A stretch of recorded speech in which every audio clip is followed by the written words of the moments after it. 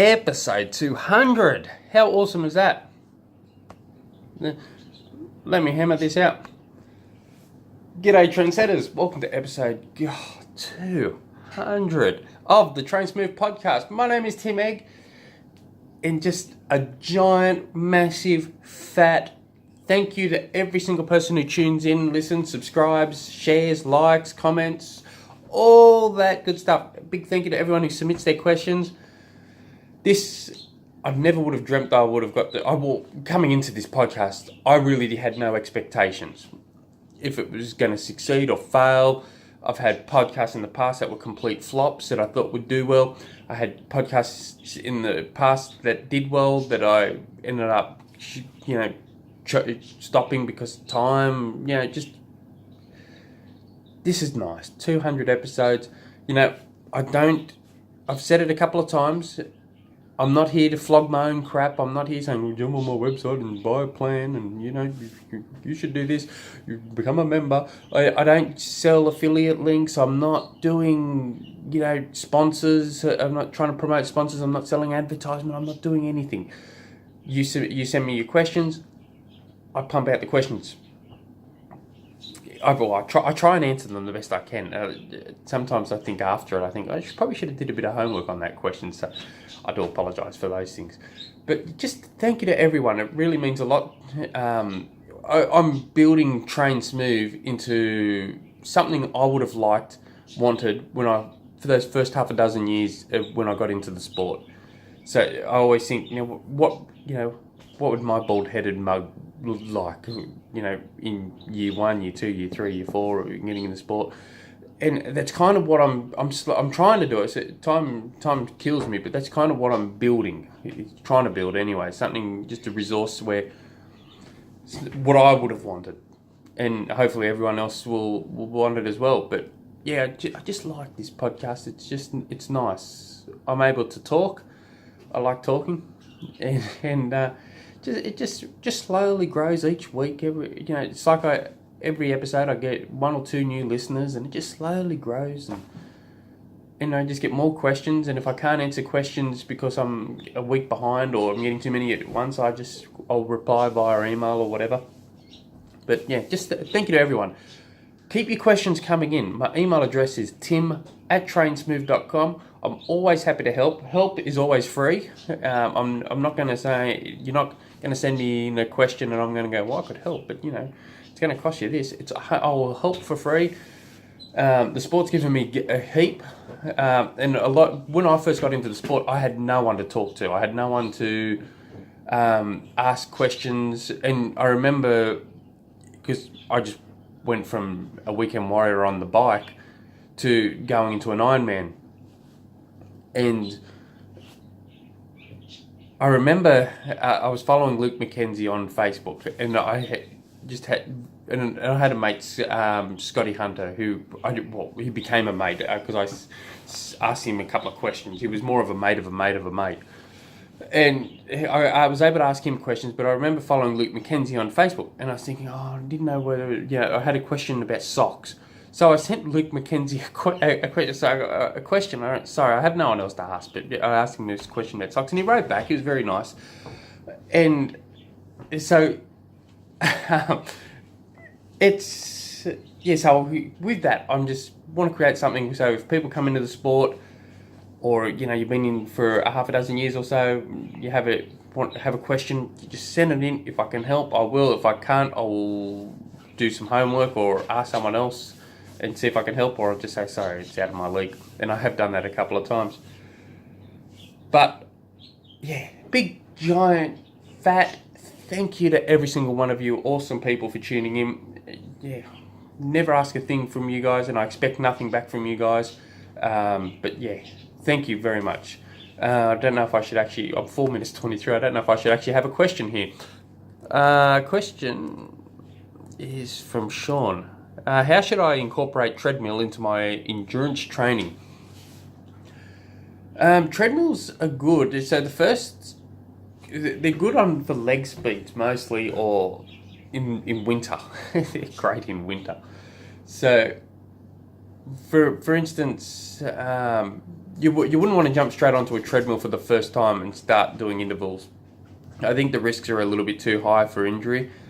Also, I'd be a bit worried if jumping onto a treadmill, if you suffer from plantar fasciitis, or you get shin splints in like on one side of your foot, for instance, like one side of your shins, for instance.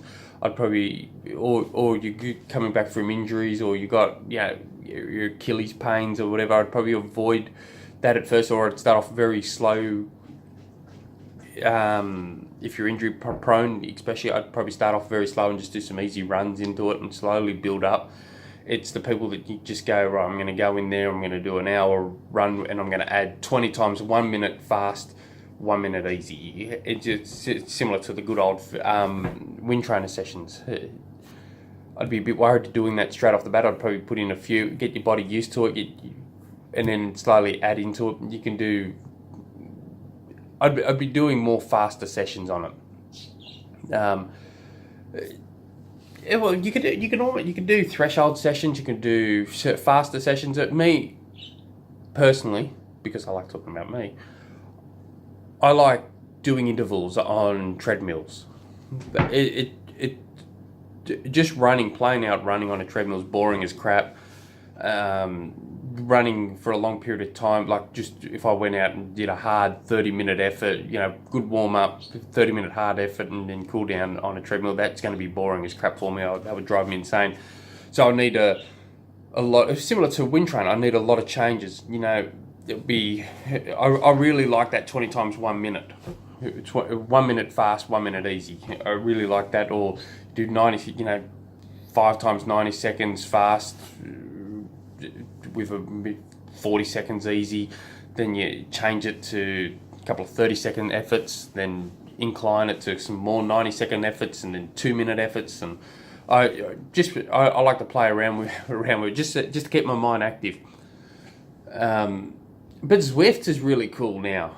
I haven't tried Zwift running yet because my gym hasn't got any internet, and I can't link my Zwift to my Galaxy tablet. And I've been told that's coming soon, that I can.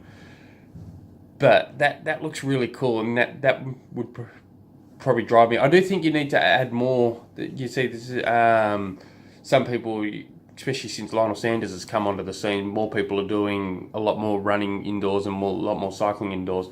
I do think you do need to run. There is a balancing act. If you want to run more indoors, you do have to run outdoors as well, and get that natural pounding on the ground, that feel of you pushing yourself back and getting, But yeah, I do like treadmills. They're good for leg speed. So, if you how to incorporate it, I'll try and answer your question instead of me just talking about it.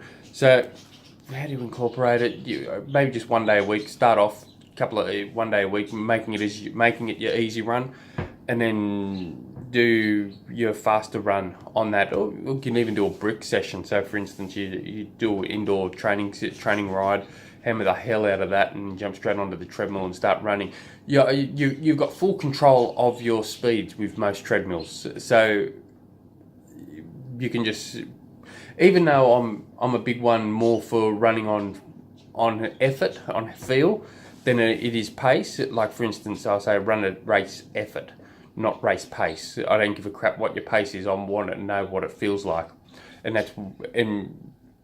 it's just so you can get that feeling. So look, it depends where you live too. It's always going to be. Sometimes it's always going to be impossible for some people to ever get to race pace, as they leave their house, because they live on the bottom of a hill, or they live on top of a hill, or they live, in a really funny place. So, but that feeling, you try and get that feeling. This is one thing I'm pretty fascinated with, the running power meter, where you can actually have it at your race power.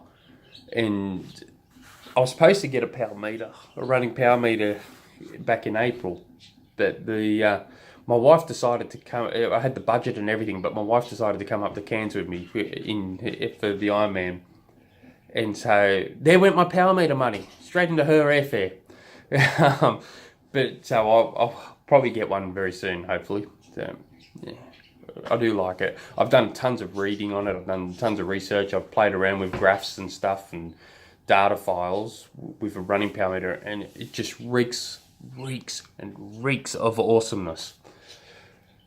But that's completely unrelated to your question. So if you guys have any other questions, jump on through to the website, trainsmith.com. Till tomorrow. Thank you once again for 200 awesome, I don't know if they're 200 awesome episodes, but they're just 200 episodes. But you are super awesome for tuning into every single one that you listen to. Until tomorrow, hooroo. Hooroo.